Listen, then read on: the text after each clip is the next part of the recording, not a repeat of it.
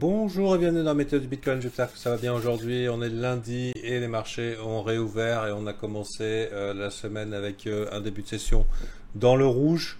Enfin un début de session, c'est-à-dire fin de dimanche, un petit peu dans le rouge. Mais bon voilà, pas de grosses réjections, pas de grosses mèches dégueulasses comme on a connu dans les semaines précédentes, ce qui laisse quand même suggérer que les boules ont gagné du terrain par rapport aux vendeurs qui se retrouvent maintenant avec euh, des positions en danger ou en tout cas coincées.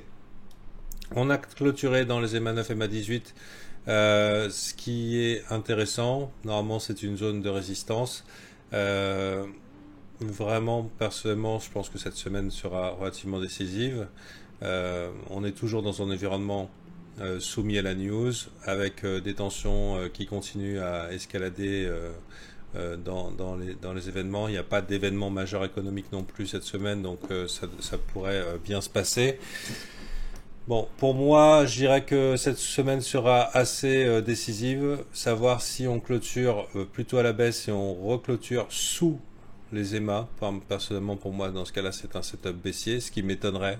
Vraiment, ça m'étonnerait. C'est pas impossible, mais je pense qu'on arrive dans la période qui commencerait à être intéressante pour les marchés, qui pour moi est avril-mai en général. C'est là où le vent est plutôt dans le dos, où c'est plutôt bullish. De plus, on a retrouvé un petit peu de force dans d'autres altcoins qui sont significatifs. On a Ethereum, beaucoup d'altcoins qui ont commencé à dessiner des bottoms. Alors on peut se prendre une petite claque éventuellement, mais disons que quand même le marché des cryptos commence à retrouver de la force.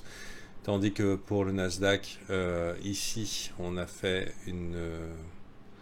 alors je ne vais pas dire que c'est une engulfing bar parce que ça ne l'est pas, mais on a fait une sacrée putain de barre. Et sinon, au niveau du S&P 500, pareil, donc une reconquête des trois bougies. J'ai appris que ça s'appelait un Key reversal. Je sais pas où j'ai sorti ça, mais c'est à ça que ça ressemble. C'est quand on a une barre qui englobe les précédentes. Et globalement, qu'est-ce que ça veut dire? Ça veut dire que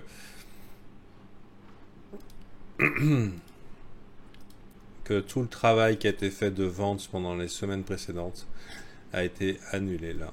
Voilà, par exemple, tous les vendeurs qui ont vendu entre le 23 février et le 14 mars, ça veut dire un mois de vente, se retrouvent actuellement des vendeurs coincés qui ont littéralement vendu le bottom. Ici, ça ressemble un petit peu à un W bottom. Ça ressemble à un pattern alors ça ressemble, c'en est pas un exactement. Un pattern qu'on appelle Adam et Ève. Hop là, comme ça, donc un V bottom suivi qui fait ensuite un W et ajoute à ça un petit W. Alors, ce n'est pas exactement, bien sûr, en trading, hein, il y a des postillons, il y a des imperfections. Là, comme on voit, c'est surtout, ça reste encore un V bottom. Il y a éventuellement du W bottom optimisé, on allait chercher, on a fait paniquer, paf, on récupère, mais toujours est-il que le taf, il est bien fait et qu'on a des signes de force. Alors que les conditions sont relativement pouraves, que l'événement le pire qu'on pouvait attendre court terme, c'était l'augmentation des taux d'intérêt est faite. Au niveau technique, on a coincé du bear. Voilà, on a coincé du bear. C'est pas forcément gagné parce que la tendance est baissière, mais on a eu un changement dans la structure de marché, ça veut dire qu'on a fait un plus haut sommet et c'est encourageant. C'est sûr que si les vendeurs se repointent et puis refont le taf de repousser le prix par là, bah, ça change tout, hein. Maintenant, ce qu'on veut voir pour confirmer la chose est cette inversion de tendance potentielle avec cette structure de marché qui passe de plus bas sommet, plus bas creux, c'est-à-dire tendance baissière, à un plus haut sommet, ce qui indique potentiellement un retour en structure de marché haussière. Ça veut dire qu'on voudrait voir des bears qui peinent et un marché qui repasse comme ça. Mais c'est déjà bien, bien encourageant. Avec la saisonnalité qui fait bien, au niveau des structures de RSI aussi, on a des beaux patterns. Personnellement, je suis plutôt confiant, mais bien sûr, hein, les vendeurs ont-ils fini de vendre? Mais à mon avis, je pense que c'est un signal fort. Et si on veut se mettre du bon côté, euh, on dirait qu'on est reparti dans une période risk-on, avec ici un VIX qui se calme à mort. Et donc, en disant que pour l'instant, plus rien ne peut nous arriver d'affreux maintenant. et que les actions ne devraient pas être un souci. Et s'il y avait des dips, et s'il y avait genre petits dips et petites structures et tout, puisque je trade aussi les actions en mode scalp, très court terme, j'irai chasser plutôt du long, en tout cas pour la semaine qui vient et pour le temps qui vient, ce qui laisse quand même rêveur pour les actions. Maintenant, le BTC, on a toujours un funding qui oscille dans le négatif. Donc les gens ont du mal à se faire à l'idée qu'on soit potentiellement repassé boule. Je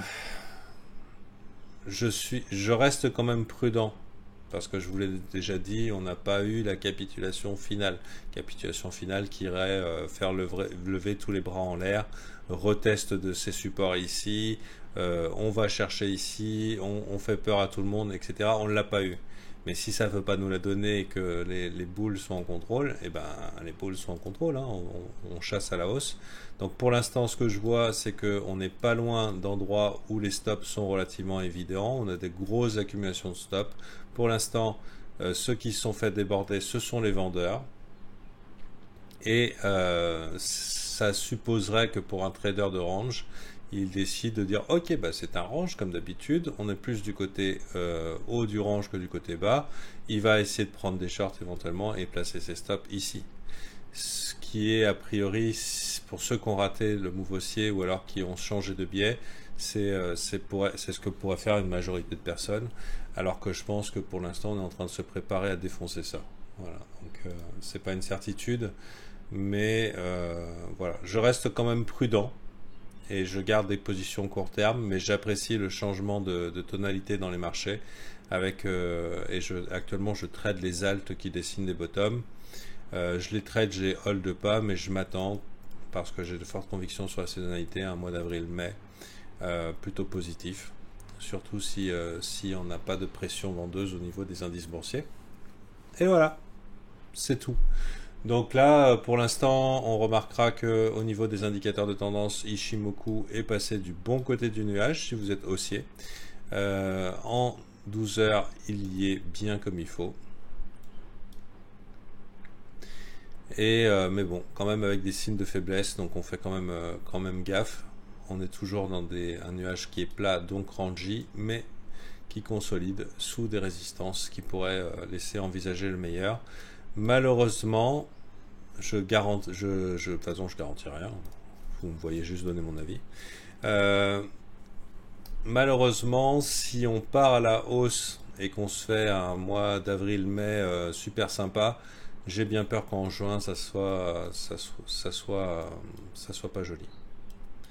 Voilà, j'aurais vraiment préféré qu'on aille au bout du massacre. Qu'on purge tout. Malheureusement, la purge ne me paraît pas complète.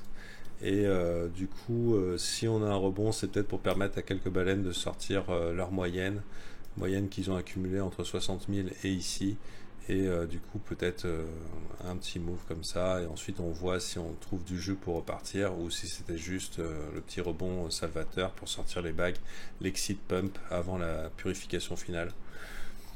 Je vous rappelle que bon, cet événement nous a bien fait chier, c'est les augmentations des taux d'intérêt, mais il y en aura 7 cette année. 7, c'est beaucoup. Est-ce que c'est 7 qui suffiront pour enrayer l'inflation? Probablement pas. Voilà. Mais bon, quand le marché est haussier, avant de dire ça va retomber derrière, hein, on se met du bon côté du trail. Hein. Pour l'instant, donc moi toujours court terme, ça c'est moi. Hein. Mais je comprends que des gens veuillent se positionner haussier en swing trading déjà, parce qu'on commence à avoir des signes prometteurs. Swing trading, ça veut dire un petit peu plus long terme. Pourquoi pas commencer à construire des positions en mode DCA pour jusqu'au mois de juin. Voilà. Et ensuite prendre ce que le marché donne et puis se barrer avec la caisse. Quoi. Voilà. Allez, bonne journée à vous et à la prochaine.